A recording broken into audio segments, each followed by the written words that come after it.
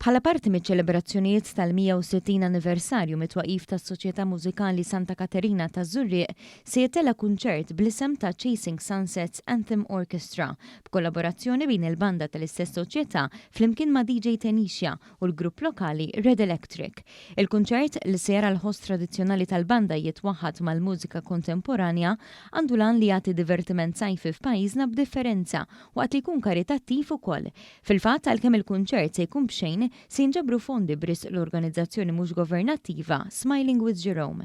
Chasing Sunset se jitella qudiem il-Knisja Arċipretali tal-Lokal fi triq Pietru Pawl Sajdon nhar il-ġimgħa 23 ta' Wissu mit-8 ta' filgħaxija l quddiem fejn il-banda Santa Caterina se tkun taħt id-direzzjoni tas-Surmaz Direttur Maestro Josef Grek. Il-President tas-Soċjetà Mużikali Santa Caterina Josef Kakija ta' ħarsa ġenerali lejn xwed jista' jistenna minn dan l-avveniment li wkoll jirrifletti determinazzjoni u l-ħidma dedikata tal-membri tas-soċjetà.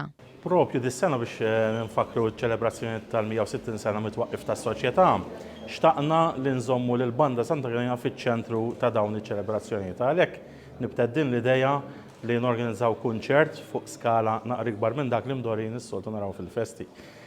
Fil-fatt dan il-kunċert se jkun qed jaqqat miegħu mużiċisti tal-korda flimkien ma' DJ Tenixia li fil-23 ta' Wissu se nkunu qed norganizzaw ġewwa Żurrieq propju fil-qalba tar-raħal quddiem il-Knisja Arċipretali. Il-Ministru għall-Wirt Nazzjonali l-Arti u l-Gvern Lokali Owen Bonnici faħħar lis-soċjetà mużikali għal ħsieb innovattiv u għall-organizzazzjoni ta' avveniment li se jappoġġja għaqda mhux governattiva oħra li toffri benefiċċju kbir fil-komunità. Aħna bħala Ministeru nissapportjaw dan it-attivitajiet għaliex mhux biss isaħħu it-tessut u l-ekoloġija kulturali fir-raħal innifsu manka jagħtu opportunità għal dawn il-mużiċisti bravi illi isaħħu il-kuntatti tagħhom u anke l-esperjenzi kulturali jgħaddu minnhom. Id-DJ popolari Tenixia spjega li l-kunċett ta' Chasing Sunsets huwa mezz ideali kif tiġi reklamata Malta fix-xena internazzjonali. Verżjoni differenti ta' Chasing Sunsets illi llum il-ġurnata hija brand internazzjonali, ħafna segwaċi qed tidher fuq it-televiżjonijiet barra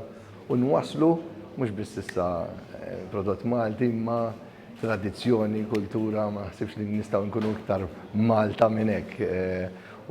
It's a very good fusion illi nqablu il-mużika elettronika ma xi ħaġa tradizzjonalment Maltija, l-banda u noħolqu kunċert bħal dan. So I'm very, very looking forward to it. Tanja Camilleri mill-NGO Smiling with Jerome esprimiet il-gratitudni tagħha lejn is-soċjetà talli għażlet illi tajnhom u bekk ikunu jistgħu jkomplu jagħmlu aktar ġid fil-komunità.